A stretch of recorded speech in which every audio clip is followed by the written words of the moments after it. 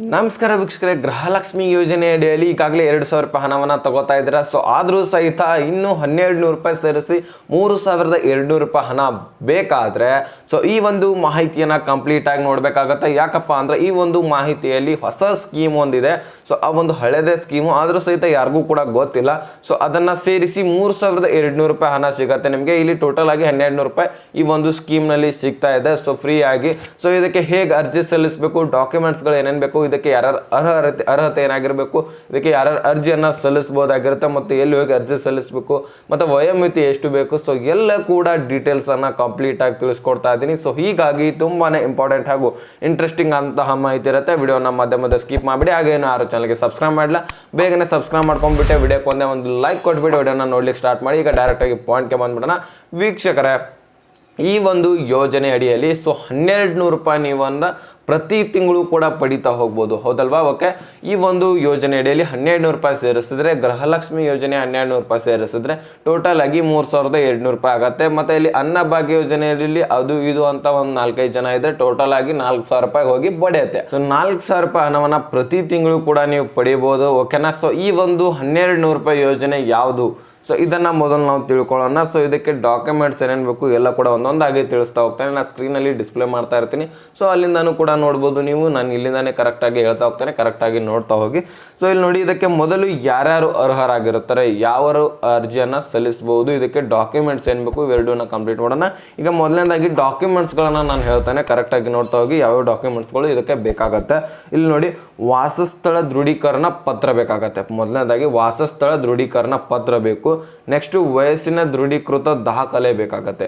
ವಯೋಮಿತಿ ನಿಮ್ಗೆ ಗೊತ್ತಾಗಿರ್ಬೇಕಾಗತ್ತೆ ಅವರಿಗೆ ವಯೋಮಿತಿ, ಅದಕ್ಕೆ ದೃಢೀಕರಣ ದಾಖಲಾತಿ ಬೇಕು. ಬ್ಯಾಂಕ್ ಮತ್ತು ಅಂಚೆ ಕಚೇರಿಯ ವಿವರಗಳು ಬೇಕಾಗತ್ತೆ. ಅಂಚೆ ಕಚೇರಿಯಲ್ಲಿ ಕೂಡ ನಿಮ್ದು ಅಕೌಂಟ್ ಇರುತ್ತೆ, ಹೌದಲ್ವಾ? ಸೊ ಬಹಳಷ್ಟು ಜನರು ಕೂಡ ಈಗ ಮಾಡಿಸ್ಕೊಂಡಿದ್ದಾರೆ. ಸೊ ಬ್ಯಾಂಕ್ ಆಗಿರಲಿ, ಅಂಚೆ ಕಚೇರಿ ಆಗಿರಲಿ, ಸೊ ಎರಡೂ ಕೂಡ ಡಾಕ್ಯುಮೆಂಟ್ಸ್ಗಳನ್ನು ವಿವರಗಳನ್ನು ಕೊಡಿ. ಈ ಕಡೆ ನೆಕ್ಸ್ಟ್ ಆಧಾರ್ ಕಾರ್ಡ್ ಕೂಡ ಬೇಕಾಗತ್ತೆ. ಮುಖ್ಯವಾಗಿ ಆಧಾರ್ ಕಾರ್ಡೇ ಬೇಕಾಗಿರೋದು. ನೆಕ್ಸ್ಟ್ ಪಡಿತರ ಚೀಟಿಯ ಸಂಖ್ಯೆ, ಓಕೆನಾ? ನಿಮ್ಮ ಒಂದು ರೇಷನ್ ಕಾರ್ಡ್ನಲ್ಲಿರುವ ಸಂಖ್ಯೆ ಬೇಕಾಗತ್ತೆ. ನೆಕ್ಸ್ಟ್ ಇಷ್ಟು ದಾಖಲಾತಿಗಳು ಬೇಕಾಗತ್ತೆ. ಸೊ ಅದನ್ನು ಕಲೆಕ್ಟ್ ಮಾಡ್ಕೊಂಡು ಇಟ್ಕೊಳ್ಳಿ. ನೆಕ್ಸ್ಟ್ ನೋಡಿ, ಇಲ್ಲಿ ಅರ್ಹತಾ ಮಾನದಂಡಗಳನ್ನು ನೋಡ್ಕೊಳ್ಳೋಣ ನಾವು. ಮೊದಲು ಅರ್ಹತೆಗಳು ಏನಾಗಿರಬೇಕು. ಇಲ್ಲಿ ನೋಡಿ, ಪತಿ ಪತ್ನಿಯ ಸಂಯೋಜಿತ ವಾರ್ಷಿಕ ಆದಾಯ 32,000ಕ್ಕಿಂತ ಹೆಚ್ಚಿರಬಾರದು ಅಂತ ಕೊಟ್ಟಿದ್ದಾರೆ. ಸೊ ನೋಡಿ, ಇಲ್ಲಿ 32,000ಕ್ಕಿಂತ ಕಾಸ್ಟ್ ಏನು ಇನ್ಕಮ್ ಕಾಸ್ಟ್ ಇರುತ್ತಲ್ಲ, ಸೊ ಅದ್ರ ಒಳಗೆ 32,000ಕ್ಕಿಂತ ಹೆಚ್ಚಿನ ಆದಾಯ ಪ್ರತಿ ವರ್ಷನೂ ಕೂಡ ಇರಬಾರ್ದು. ಆ 32,000ಕ್ಕಿಂತನೂ ಕೆಳಗಡೆ ಇರಬೇಕಾಗತ್ತೆ. ಆಗ ಮಾತ್ರ ನೀವು ಅರ್ಜಿಯನ್ನು ಸಲ್ಲಿಸಬಹುದಾಗಿರುತ್ತೆ. ನೆಕ್ಸ್ಟ್ ನೋಡಿ, ಇಲ್ಲಿ BPL ರೇಷನ್ ಕಾರ್ಡ್ ಇದ್ರೆ ಆಟೋಮೆಟಿಕ್ ಆಗಿ ಆ ಒಂದು 32,000ಕ್ಕಿಂತ ಕೆಳಗಡೆನೇ ಇರುತ್ತೆ. ಸೊ ಆರಾಮಾಗಿ ಅರ್ಜಿಯನ್ನು ಸಲ್ಲಿಸಬಹುದು. ಫಲಾನುಭವಿಗಳು ಪತಿ ಅಥವಾ ಪತ್ನಿಯ ಸಂಯೋಜಿತ ಠೇವಣಿ ಮೌಲ್ಯ 10,000ಕ್ಕಿಂತ ಹೆಚ್ಚಿರಬಹುದು. ಸಂಯೋಜಿತ ಠೇವಣಿ ಮೌಲ್ಯ ಏನಿರುತ್ತಲ್ಲ, ಸೊ ಅದು 10,000ಕ್ಕಿಂತ ಹೆಚ್ಚಿರಬಾರ್ದು ಅಂತ ಹೇಳಿದ್ದಾರೆ. ನೆಕ್ಸ್ಟ್, ಯಾವುದೇ ರೀತಿಯ ಪಿಂಚಣಿಯನ್ನು ಸಾರ್ವಜನಿಕ ಹಾಗೂ ಖಾಸಗಿ ಮೂಲದಿಂದ ಪಡೆದಿರಬಾರ್ದು. ಸಾರ್ವಜನಿಕ ಆಗಿರಲಿ, ಖಾಸಗಿ ಮೂಲದಿಂದ ಆಗಿರಲಿ, ನೀವು ಗೋರ್ಮೆಂಟ್ನಿಂದನೇ ಪಿಂಚಣಿಯನ್ನು ಪಡೆದಿದ್ರೆ ನಡೆಯುತ್ತೆ. ಅಂದರೆ ಖಾಸಗಿ ಆಗಿರಲಿ, ಸಾರ್ವಜನಿಕ ಆಗಿರಲಿ, ನೀವೇನು ಖಾಸಗಿ ಆಗಿರಲಿ, ಗೋರ್ಮೆಂಟ್ ಆಗಿರಲಿ, ನೀವು ಯಾವುದೇ ರೀತಿಯ ಪಿಂಚಣಿಯನ್ನು ಪಡೆದಿರಬಾರ್ದು ಅಂತ ಹೇಳಿದ್ದಾರೆ. ಟೋಟಲ್ ಆಗಿ ಒಟ್ಟಾರೆಯಾಗಿ ಪಿಂಚಣಿಯನ್ನೇ ನೀವು ಪಡೆದಿರಬಾರ್ದು. ಆಗ ಮಾತ್ರ ಇದಕ್ಕೆ ಅರ್ಜಿಯನ್ನು ಸಲ್ಲಿಸಬೇಕು, ನೀವು ಅರ್ಹರಾಗಿರ್ತೀರ ಅಂತ ಕೊಟ್ಟಿದ್ದಾರೆ.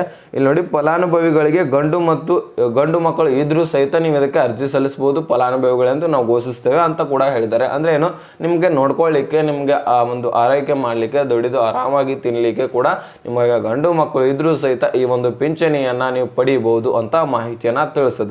ಸೊ ಇವಿಷ್ಟು 4 ಅರ್ಹತೆಗಳಾದರೆ ನೆಕ್ಸ್ಟ್ ನೋಡಿ, ಇಲ್ಲಿ ಯಾರ್ಯಾರು ಈ ಒಂದು ಯೋಜನೆಗೆ ಅರ್ಜಿಯನ್ನು ಸಲ್ಲಿಸಬಹುದು ಅಂದರೆ ಅಂತಹ ವ್ಯಕ್ತಿಗಳು, ಯಾವ ಒಂದು ಕೆಲಸ ಮಾಡುವವರು ಅರ್ಜಿಯನ್ನು ಸಲ್ಲಿಸಬಹುದು ಅಂತ ಹೇಳಿದ್ದಾರೆ. ನೋಡಿ, ಒಂದೊಂದಾಗಿ ಹೇಳ್ತಾ ಹೋಗ್ತೀನಿ, ಇಲ್ಲಿ ಡಿಸ್ಪ್ಲೇ ಆಗ್ತಾ ಇರುತ್ತೆ, ನೋಡ್ತಾ ಹೋಗಿ. ಸಣ್ಣ ರೈತರು ಮತ್ತು ಅತಿ ಸಣ್ಣ ರೈತರು ಇವೆರಡಾದರೂ, ಸಣ್ಣ ರೈತರು, ಅತಿ ಸಣ್ಣ ರೈತರು, ಕೃಷಿ ಕಾರ್ಮಿಕರು ಕೂಡ ಅರ್ಜಿಯನ್ನು ಸಲ್ಲಿಸ್ಬೋದು. ನೆಕ್ಸ್ಟು ನೇಕಾರಕರು ಕೂಡ ಇದಕ್ಕೆ ಅರ್ಜಿಯನ್ನು ಸಲ್ಲಿಸ್ಬೋದು. ನೇಕಾರಿಕೆ ಯಾರು ಮಾಡ್ತಾ ಇರ್ತಾರೆ ಅವರು ಕೂಡ ಅರ್ಜಿಯನ್ನು ಸಲ್ಲಿಸ್ಬೋದು. ಮೀನುಗಾರರಿಗೆ ಯಾರು ಮಾಡ್ತಾ ಇರ್ತಾರೆ ನೋಡಿ, ಸೊ ಅವರು ಕೂಡ ನಮಗೆ ಅರ್ಜಿಯನ್ನು ಸಲ್ಲಿಸ್ಬೋದು ಅಂತ ಹೇಳಿದ್ದಾರೆ. ಅಂದರೆ ಮೀನುಗಾರಿಕನೂ ಕೂಡ ಬಹಳಷ್ಟು ಜನ ಇದ್ದಾರೆ. ಸೊ ಅವರು ಕೂಡ ಅರ್ಜಿಯನ್ನು ಸಲ್ಲಿಸಿ ಪ್ರತಿ ತಿಂಗಳು ಕೂಡ 1,200 ರೂಪಾಯಿ, ಟೋಟಲ್ ಆಗಿ 3,200 ರೂಪಾಯಿ ಹಣವನ್ನು ಪಡಿಬೋದು ವೀಕ್ಷಕರು. ಸೊ ಇವಿಷ್ಟು ನಿಮಗೆ ಡಾಕ್ಯುಮೆಂಟ್ಸ್ ಆಗಿರಲಿ, ಅರ್ಹತೆಗಳಾಗಿರಲಿ ಯಾರ್ಯಾರು ಅರ್ಜಿಯನ್ನು ಸಲ್ಲಿಸ್ಬೋದಾಗಿರಲಿ ತಿಳಿಸ್ಕೊಟ್ಟಿದ್ದೀನಿ. ಈಗ ನೆಕ್ಸ್ಟ್ ಎಲ್ಲಿ ಹೋಗಿ ಅರ್ಜಿ ಸಲ್ಲಿಸಬೇಕೆಂಬುದು ನಿಮ್ಮ ತಲೆಯಲ್ಲಿ ಕ್ವಶನ್ ಉಂಟಾಗ್ತಾ ಇರತ್ತೆ. ಅರ್ಜಿಯನ್ನು ಎಲ್ಲಿ ಹೋಗಿ ಸಲ್ಲಿಸ್ಬೇಕಂದ್ರೆ ಇಲ್ಲಿ ನೋಡಿ, ಅರ್ಜಿದಾರರು ವಾಸಸ್ಥಳ ವ್ಯಾಪ್ತಿಯ ಅಟಲ್ ಜಿ ಜನಸ್ನೇಹಿ ಕೇಂದ್ರದ ಮೂಲಕ ಅರ್ಜಿಯನ್ನು ಸಲ್ಲಿಸ್ಬೋದು. ಅಂದರೆ ಕ್ಲಿಯರಾಗಿ ಸಾಮಾನ್ಯ ಒಂದು ಹೇಳ್ಬೇಕಂದ್ರೆ ಸಾಮಾನ್ಯವಾಗಿ ನಾಡ ಕಚೇರಿಗೆ ಹೋಗ್ಬೇಕಾಗತ್ತೆ. ನಿಮ್ಮ ಒಂದು ತಾಲೂಕಿನಲ್ಲಿರುವ ನಾಡ ಕಚೇರಿಗೆ ಹೋಗಿ ನೀವು ಅರ್ಜಿಯನ್ನು ಸಲ್ಲಿಸ್ಬೋದಾಗಿರುತ್ತೆ. ಟೋಟಲ್ ಆಗಿ 3200 ರೂಪಾಯಿ ಹಣವನ್ನು ನಿಮ್ಮ ಖಾತೆಗೆ ಜಮಾ ಮಾಡ್ಕೋಬಹುದು ನೋಡಿ ವೀಕ್ಷಕರೇ. ಸೊ ಈ ಒಂದು ಸ್ಕೀಮು ಬಹಳ ಒಳ್ಳೆಯ ಸ್ಕೀಮ್ ಆಗಿರುತ್ತೆ. ಸೊ ಅತಿ ಆರಾಮಾಗಿ ನೀವು 1200 ರೂಪಾಯಿ ಹಣವನ್ನು ಪಡಿಬೋದು. ಸೊ ಈ ಒಂದು ಡಾಕ್ಯುಮೆಂಟ್ಸು ಸಹಜವಾಗಿರುತ್ತೆ, ರೈತರು ಕೂಡ ಸಹಜವಾಗಿರ್ತಾರೆ, ಮತ್ತು ಇಲ್ಲಿ ಮೀನುಗಾರರಿಗೂ ಕೂಡ ಬಹಳಷ್ಟು ಜನ ಇರ್ತಾರೆ. ಸೊ ಅಂದಾಜು ಇದನ್ನ ಆರಾಮಾಗಿ ನೀವು ಅರ್ಜಿಯನ್ನು ಸಲ್ಲಿಸಿ ಆರಾಮಾಗಿ ಹಣವನ್ನು ಪಡಿಬಹುದು ವೀಕ್ಷಕರೇ. ಸೊ ನೋಡಿ, ಈ ಒಂದು ಯೋಜನೆ ಯೂಸ್ಫುಲ್ ಆಗಿರುತ್ತೆ. ಈ ಒಂದು ಯೋಜನೆ ಹೆಸರು ನೀವು ಕೇಳ್ಬೋದು. ಈ ಒಂದು ಯೋಜನೆ ಅಡಿಯಲ್ಲಿ 1200 ರೂಪಾಯಿ ನೀವು ಹಣವನ್ನು ಪಡಿಬಹುದು. ಮತ್ತು ಈ ಒಂದು ಯೋಜನೆ ಹೆಸರು ಬಂದ್ಬಿಟ್ಟು ಇಲ್ಲಿ ಸಂಧ್ಯಾ ಸುರಕ್ಷಾ ಯೋಜನೆ ಅಂತ. ಈ ಒಂದು ಯೋಜನೆಯಲ್ಲಿ 1200 ರೂಪಾಯಿ ಹಣವನ್ನು ನಾವು ಕೊಡ್ತಾ ಇದ್ದೀವಿ ಅಂತ ಗೌರ್ಮೆಂಟ್ನವರು ಈ ಒಂದು ಸ್ಕೀಮನ್ನು ಲಾಂಚ್ ಮಾಡಿದ್ದಾರೆ. ಲಾಂಚ್ ಆಗಿ ಬಹಳ ದಿನ ಆಯಿತು, 2007ರಲ್ಲಿನೇ ಲಾಂಚ್ ಆಗಿರೋದು. ಆದರೆ ಪಬ್ಲಿಸಿಟಿನೇ ಇಲ್ಲ, ಇದು ಯಾರೂ ಕೂಡ ಹಣನೇ ಪಡಿತಾ ಇಲ್ಲ, ಇದು ಯಾರಿಗೂ ಕೂಡ ಗೊತ್ತೂ ಇಲ್ಲ. ಸೊ ಆದಷ್ಟು ಜನರಿಗೆ ಶೇರ್ ಮಾಡೋದು ನಿಮ್ಮ ಕೈಯಲ್ಲಿದೆ. ಸೊ ಆದಷ್ಟು ಜನರು ಈ ಒಂದು ಹಣವನ್ನು ಪಡಿಬೇಕು. ಒಬ್ಬರಿಲ್ಲ ಒಬ್ಬರು ಮನೆಯಲ್ಲಿ ಹಿರಿಯ ಮಹಿಳೆಯರು ಇದ್ದೇ ಇರ್ತಾರೆ. ಸೊ ಅವರು ಅರ್ಜಿಯನ್ನು ಸಲ್ಲಿಸಿ, ಅವರ ಹೆಸರಲ್ಲಿನೇ ಅರ್ಜಿ ಸಲ್ಲಿಸಿ 1200 ರೂಪಾಯಿ ಹಣವನ್ನು ಪಡಿರಿ. ಓಕೆನಾ? ಸೊ ಈ ಒಂದು ಮಾಹಿತಿ ಇತ್ತು, ತಿಳಿಸ್ಕೊಡೋಣ ಅಂತ ವಿಡಿಯೋ ಮಾಡಿದ್ದೆ. ವಿಡಿಯೋ ಇಂಪಾರ್ಟೆಂಟ್ ಅನಿಸಿದರೆ ಲೈಕ್ ಮಾಡಿ, ನಿಮ್ಮ ಸ್ನೇಹಿತರಿಗೂ ಕೂಡ ಶೇರ್ ಮಾಡಿ, ಹಾಗೆ ಸಬ್ಸ್ಕ್ರೈಬ್ ಮಾಡಿ ಅಂತ ಹೇಳ್ತಾ ಮತ್ತೆ ಮುಂದಿನ ಮಾಹಿತಿ ಸಿಗೋಣ. ಅಲ್ಲಿ ತನಕ bye bye, take care friends.